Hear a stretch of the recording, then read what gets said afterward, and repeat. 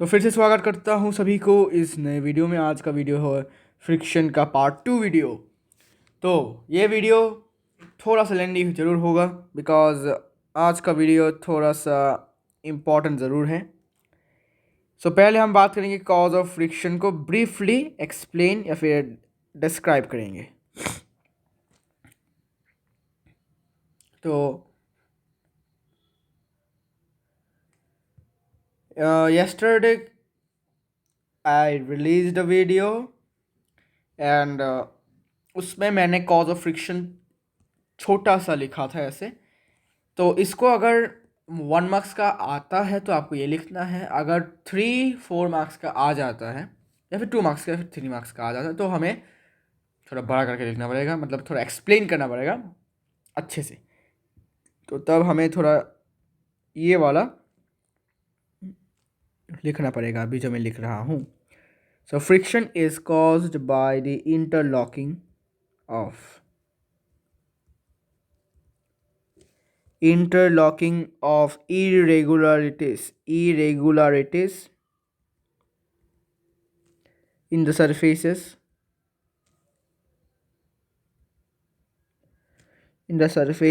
of the two bodies,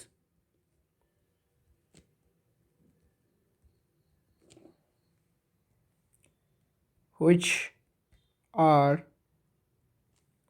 in contact with each other.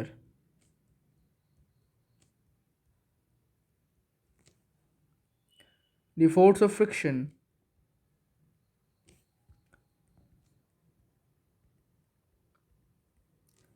is greater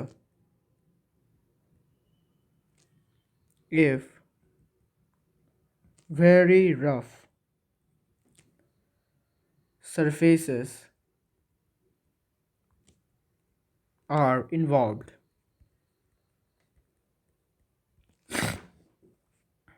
Every object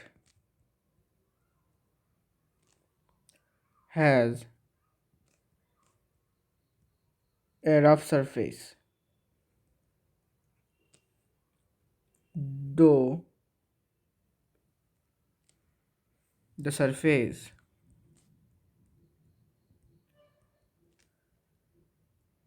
may appear to be smooth.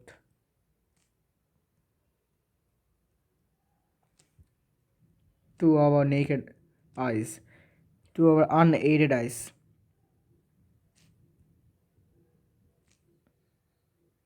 It is found that it is found that the surfaces of all the bodies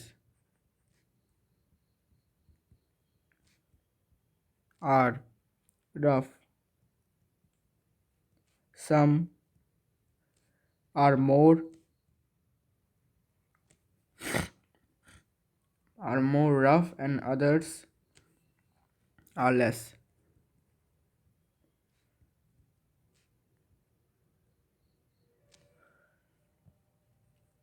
Some of the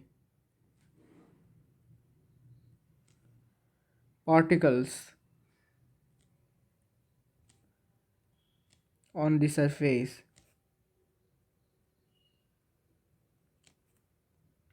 are in the form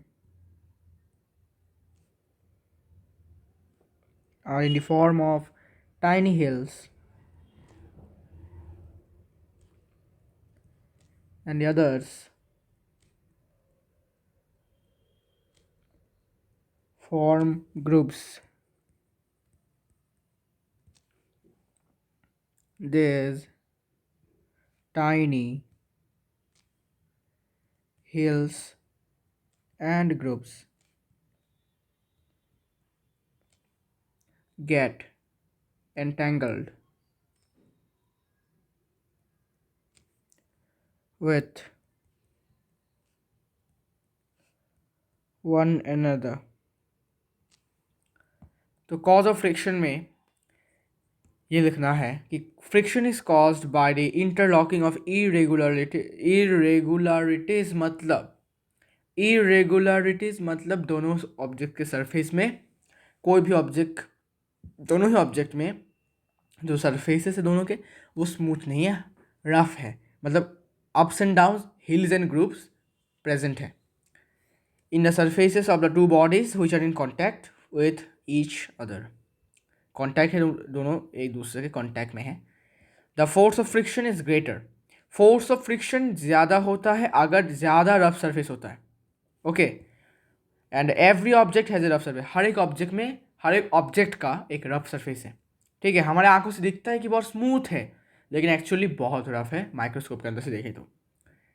दो the surface in appear to be smooth to our unaided eyes, खुली आंखों से, it is found that the surfaces of all bodies are rough. ये research करने के बाद पता चला है कि जितने भी ऑब्जेक्ट हैं, हर किसी ऑब्जेक्ट का जो सरफेस होता है वो रफ होता है, और कुछ कुछ के ज़्यादा रफ होते हैं और कुछ सरफेसेस कम रफ होते हैं। ओके, लेकिन रफ होते ज़रूर हैं, कम हो या फिर ज़्यादा हो, लेकिन रफ ज़रूर होते हैं। Some of the particles on the surface are in the form of tiny hills, पहाड़ों जैसा होता है उनका जो पार्टिकल जो होते हैं सरफेस में, and the others form grooves. Okay, grooves मतलब गड्ढे, गड्ढे जैसे। Okay, and this tiny hills and grooves get entangled with each other. तो मान लीजिए ये हिल है, ऐसे ऐसे ऐसे करके हिल है, और ऐसे करके है ग्रुप्स, ओके, गड्ढे जैसे, तो एक दूसरे के साथ एंटेंगल हो जाते हैं, अटैच हो जाते हैं। देखो अटैच हो गए, एंटेंगल या फिर अटैच। अटैच होने के बाद क्या होता है, इन दोनों के सरफेस इंटरलॉक हो जाते हैं, दोनों के सरफेसेस इंटरलॉक होने के बाद ही फ्रिक्शन पैदा होता है। ओके, तो this is the cause of friction, friction क्यों होता है। अभी हम डिस्कस करेंगे कि फ्रिक्शन किस किस फैक्टर्स पर डिपेंड करता है। ओके, तो पहला फैक्टर है, it depends on the smoothness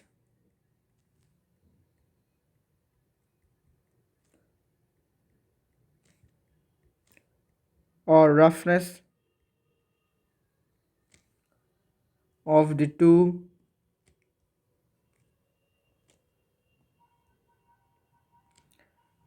surfaces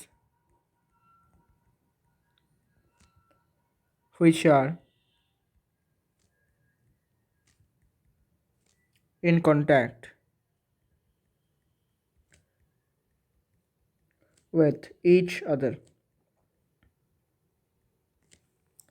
So it depends on the smoothness or roughness of two surfaces which are in contact with each other. दोनों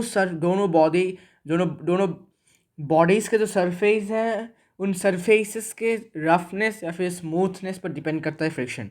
अगर सरफेस रफ हुआ तो ज़्यादा फ्रिक्शन होगा, अगर सरफेस स्मूथ हुआ तो कम फ्रिक्शन होगा, लेकिन फ्रिक्शन ज़ीरो नहीं होगा। Okay, second is the friction between two surfaces depends on the force with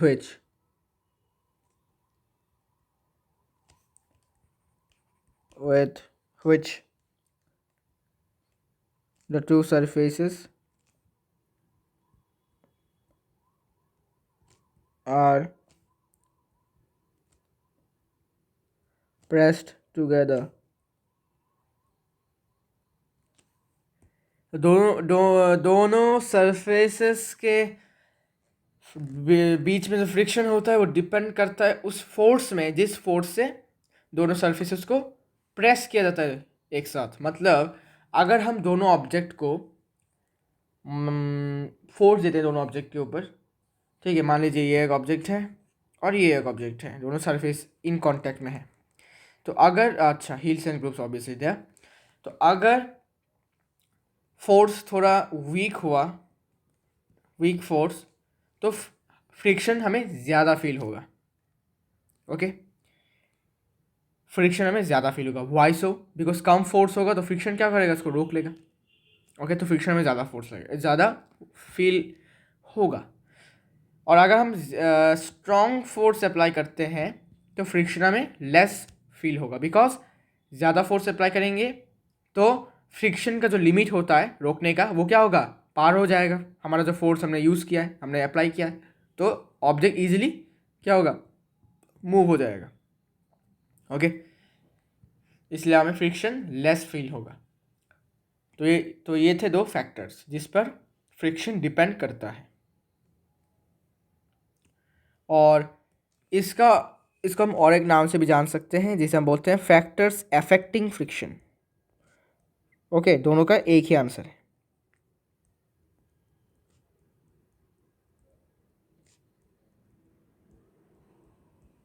factors affecting friction. Okay,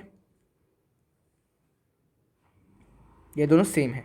okay, now किस डायरेक्शन में काम करता है फ्रिक्शन? तो ऑब्वियसली आपको पता है, ऑपोजिट डायरेक्शन में। The force of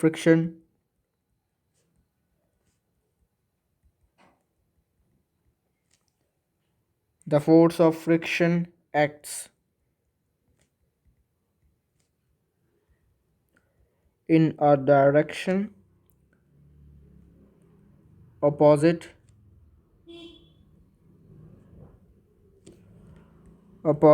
to the direction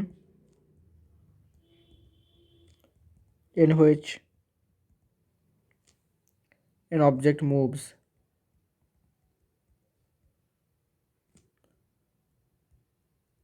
okay, so जिस डायरेक्शन में ऑब्जेक्ट मूव कर रहा है उस डायरेक्शन के ऑपोजिट डायरेक्शन में फ्रिक्शन एक्ट करता है, वर्क करता है। ओके, एंड फोर्स को मेजर करने के लिए एक इंस्ट्रूमेंट का यूज़ किया जाता है, spring balance. Spring balance used to measure force. ठीक है, किसी भी फोर्स को मेजर करने के लिए स्प्रिंग बैलेंस का यूज़ किया जाता है। तो अभी एक क्वेश्चन आता है कि explain why sportsman use shoes with spikes. तो आपने देखा होगा जो फुटबॉलर्स होते हैं वो स्पाइक शू का यूज़ करते हैं, क्रिकेटर्स भी यूज़ करते हैं, जो स्प्रिंटिंग करते हैं वो भी यूज़ करते हैं स्पाइक शू। लेकिन व्हाट इज़ द रीज़न? तो रीज़न ये है कि sportsman use shoes with spikes because this shoes give them better grip while running. उनको बेटर ग्रिप प्रोवाइड करता है दौड़ने के वक्त। This is because the friction between the shoes and the ground increases with the help of spikes. अभी देखो, ground में क्या है कि स्पाइक क्या होते हैं, पॉइंटी होते हैं, ऐसे ऐसे। Okay, like this they are pointy. और ग्राउंड का सर्फेस भी क्या होता है, पॉइंटी होता है। तो जितना जितना ज़्यादा पॉइंटी होगा उतना ज़्यादा ही क्या होगा, इंटरलॉकिंग स्ट्रॉन्ग होगा। तो इंटरलॉकिंग मतलब क्या, कि एक दूसरे के साथ लॉक हो जाना। तो जितना स्ट्रॉन्ग ताला होगा, लॉक होगा, तो उसे तोड़ने में क्या होगा, प्रॉब्लम होगा। ओके, खोल चाबी से नहीं, मैं तोड़ने की बात कर रहा हूँ। तोड़ने का क्या होगा, ईजी नहीं होगा, मतलब हार्ड होगा। वैसे ही जितना ज़्यादा पॉइंटी होगा उतना ही क्या होगा, इंटरलॉकिंग स्ट्रांग होगा। और इंटरलॉकिंग स्ट्रांग हुआ तो फ्रिक्शन क्या होगा, ज़्यादा होगा। ठीक है, बिकॉज अगर मैंने क्या बोला था कॉज ऑफ फ्रिक्शन में, कि रफनेस अगर ज़्यादा होता है तो फ्रिक्शन भी ज़्यादा होता है। तो यहाँ पर अगर रफनेस ज़्यादा है तो फ्रिक्शन भी ज़्यादा होगा। तो स्पाइक के हेल्प से फ्रिक्शन जो है बढ़ जाता है, इंक्रीज होता है। Now spikes are the pointy nails which get in the ground and increase the friction between shoe and the ground. अभी ये ग्राउंड के सरफेस के अंदर ही ऐसे ऐसे चला जाता है। ठीक है, ये it penetrates the ground. Okay, and this prevents the slipping of player. अभी इसे पहनने से प्लेयर्स जो है स्लिप करने से बच जाते हैं, जो प्लेयर्स होते हैं फिर एथलीट होते हैं जब दौड़ते हैं तो। Okay, and spikes provide less area in contact with ground. Less area means greater pressure. अभी क्लास 8 के चैप्टर में फोर्स एंड प्रेशर में आपने पढ़ा होगा कि जितना ज़्यादा एरिया कम होता है उतना ज़्यादा ही प्रेशर होता है। Area and pressure are inversely proportional. छोटा एरिया बड़ा प्रेशर, बड़ा एरिया छोटा प्रेशर। ओके, जैसे कि एक nail, iron nail, iron nail का जो टॉप मोस्ट लेयर होता है, टॉप मोस्ट पार्ट होता है, वो एकदम फ्लैट होता है, और जो नीचे का पार्ट होता है वो पॉइंटी होता है। इसीलिए ये वाला पॉइंट जो होता है लेस सरफेस एरिया लेस होता है, इसलिए इसका प्रेशर ज़्यादा होता है, प्रेशर ज़्यादा। और इसमें क्या है, एरिया ज़्यादा होता है, इसलिए प्रेशर होता है कम। अगर आप इस पार्ट से हैमर करोगे, ठीक है, तो प्रेशर क्या होगा, कम होगा, आपको दर्द नहीं होगा। मतलब अगर आपका फिंगर यहाँ पर है और आपने इस वाले पार्ट को ऐसे रखा और आपने इस वाले पार्ट से क्या किया, हैमरिंग किया, लाइक दिस, कि इस वाले पार्ट से आपने हैमरिंग किया, तो आपको दर्द नहीं होगा। लेकिन if we do this like this, तो अगर ये पॉइंटी नीडल को हमने इस तरफ रखा तो क्या होगा, आपको दर्द ज़्यादा होगा, बिकॉज प्रेशर ज़्यादा है। ओके, वैसे ही यहाँ पर भी क्या हुआ, स्पाइक्स क्या होते हैं, ऐसे होते हैं पॉइंटी, तो इसमें सरफेस एरिया एकदम कम होता है, तो प्रेशर ज़्यादा। तो प्रेशर ज़्यादा होने से क्या होगा, फ्रिक्शन ज़्यादा होगा। मैंने क्या बोला था अभी फ्रिक्शन के एक फैक्टर में, कि the friction between two surfaces depends on the force with which the two surfaces are pressed together. तो दोनों ऑब्जेक्ट के बीच में जो फोर्स होता है, मतलब दोनों ऑब्जेक्ट को हमने प्रेस करके रखा है, अगर हम एक ऑब्जेक्ट को ज़्यादा प्रेस करते हैं ज़्यादा फोर्स से, तो दूसरा ऑब्जेक्ट भी क्या होगा, ज़्यादा बेटर ग्रिप, मतलब ज़्यादा अच्छे से एंटेंगल्ड हो जाएंगे। ठीक है, तो ज़्यादा अच्छे से एंटेंगल हो जाएंगे तो बेटर ग्रिप मिलेगा। ठीक है, और ये ज़्यादा अच्छे से एंटेंगल कब हो पाएंगे, जब हम इसको ज़्यादा फोर्स देंगे, मतलब क्या, प्रेशर हमें ज़्यादा करना पड़ेगा। Okay, so with increased pressure we the better grip we get. तो बेटर ग्रिप पाने से हमें जो है, हमारा जो पैर है वो स्लिप नहीं करेगा। तो स्लिप नहीं करेगा मतलब हमें बेटर ग्रिप मिलेगा और हम जल्दी से दौड़ पाएंगे, जल्दी फास्ट दौड़ पाएंगे, और दौड़ते वक्त हमें स्लिप नहीं होगा। तो स्लिप होने से क्या होगा, डिसरप्शन हो जाएगा, तो अब क्या हो सकता है, रेस हार सकते हैं।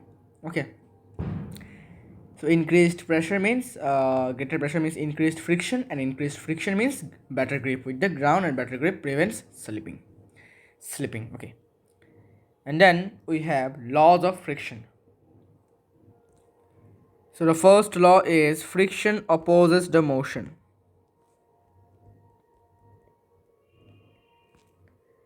फ्रिक्शन मोशन को अपोज करता है, किसी भी बॉडी का जो मोशन होता है उसको अपोज करता है।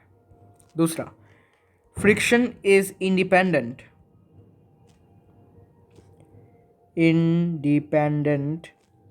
of the area of contact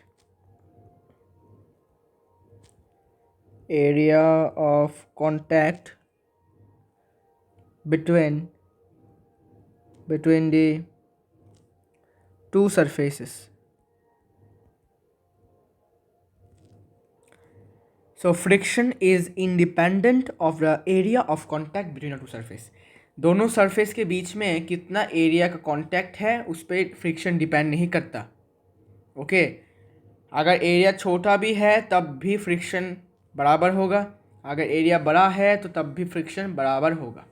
okay, third, friction depends on the nature of two surfaces in contact, that is kind of materials,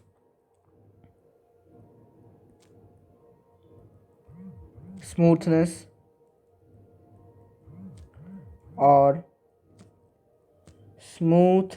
or roughness,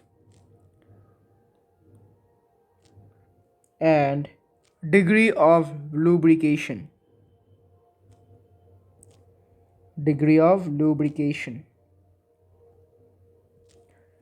तो थर्ड पॉइंट ये कहता है, थर्ड लॉ ये कहता है कि फ्रिक्शन डिपेंड करता है nature of the to surfaces in contact, मतलब दोनों सरफेस का जो नेचर है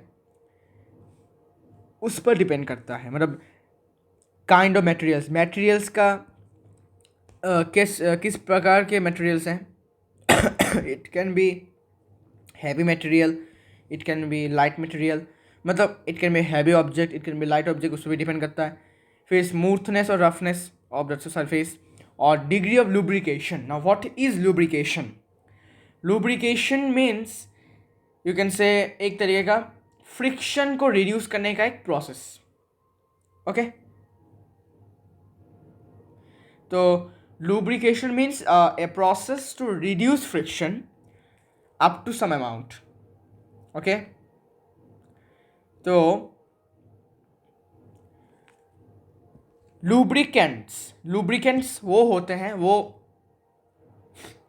यू कैन से ऑब्जेक्ट्स होते हैं जिससे फ्रिक्शन को रिड्यूस किया जा सकता है। जैसे कि मान लीजिए पाउडर जो है, कैरम हम खेलते हैं, कैरम में हम पाउडर का इस्तेमाल करते हैं। वाई सो कि पाउडर यूज़ करने से कैरम का जो स्ट्राइकर होते हैं, कॉइन्स होते हैं, वो फास्टर मूव करता है as usual, as compare to the usual. अगर हम पाउडर के बिना खेलते हैं तो रफ होता है। ओके, इतना ज़्यादा फास्ट कॉइन मूव नहीं करते। लेकिन जब हम पाउडर को स्प्रिंकल करते हैं उस कैरम बोर्ड पर, तो ये एक लुब्रिकेंट की तरह फ्रिक्शन को लेस कर देता है। कैसे? मान लीजिए ये कैरम बोर्ड का सरफेस है ऐसा। ओके, तो लुब्रिकेंट क्या करता है? इसको ऐसे फ्लैट कर देने की कोशिश करता है, इसमें फिलअप कर देता है। ये जो हिल्स एंड ग्रुप्स होते हैं ना, इसको फिलअप कर देता है ये जो पाउडर होते हैं। तो इससे क्या होगा? एकदम फ्लैट सरफेस हो जाएगा। इतना भी फ्लैट नहीं होता, लेकिन फिर भी हो जाता है काम। Okay, so this is the degree of lubrication. मतलब अगर लुब्रिकेशन ज़्यादा हुआ तो फ्रिक्शन भी क्या होगा? कम हो जाएगा। और अगर लुब्रिकेशन कम हुआ तो फ्रिक्शन ज़्यादा होगा। Fourth point, friction is directly proportional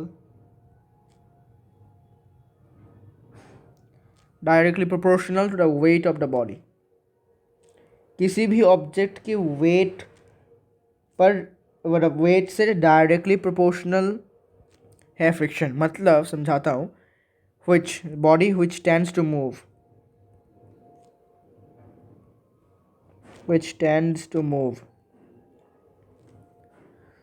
that is why it's difficult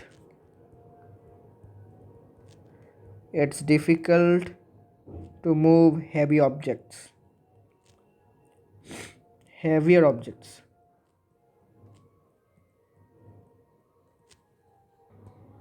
so friction जो है वो डायरेक्टली प्रोपोर्शनल है weight of the body which tends to move. मतलब फ्रिक्शन अगर ज़्यादा होता है तो वेट ऑफ द ऑब्जेक्ट भी उल्टा बोल दिया मैंने। वेट अगर ज़्यादा होता है ऑब्जेक्ट का तो फ्रिक्शन भी ज़्यादा होगा, और अगर वेट कम होगा तो फ्रिक्शन भी कम होगा। इसे बोलते हैं हम डायरेक्टली प्रोपोर्शनल। ओके, तो अगर ऑब्जेक्ट हेवियर हुआ तो उसको मूव करना भी डिफ़िकल्ट होता है because of friction, because it is directly proportional to the weight. Okay, तो अगर हैवी ऑब्जेक्ट हुआ तो फ्रिक्शन ज़्यादा होगा, लाइट ऑब्जेक्ट हो तो अगर लाइट ऑब्जेक्ट हो तो फ्रिक्शन भी कम होगा। Okay, so this is all about today's video. See you in the next video.